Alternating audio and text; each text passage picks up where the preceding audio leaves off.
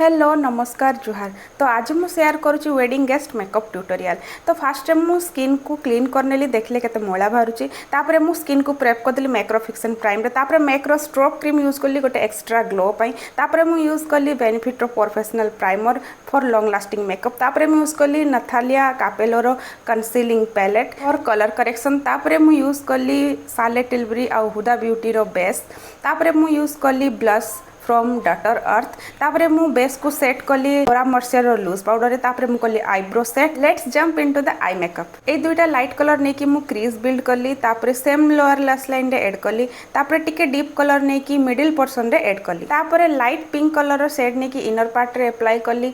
मो outfit according सिमर को middle रे अप्लाई कली। लोअर लैश लाइन रे के बाय कैटरीना रो ग्रीन काजल पेंसिल। तापरे ए दुईटा ग्रीन कलर को मिक्स करके मु स्मच कर देली। तापरे होची मस्कारा आ काजल। एई पैलेट को यूज करके ब्रॉन्ज एंड हाइलाइट अप्लाई कली। तापरे लिपस्टिक अप्लाई कली। देन लुक हेगला कंप्लीट। आपण जदि इन डिटेल्स रे मेकअप सिखिया पय चाहंती with tips tricks and techniques ताले जॉइन करि परिबे हमर 2 days online certified makeup course season 3।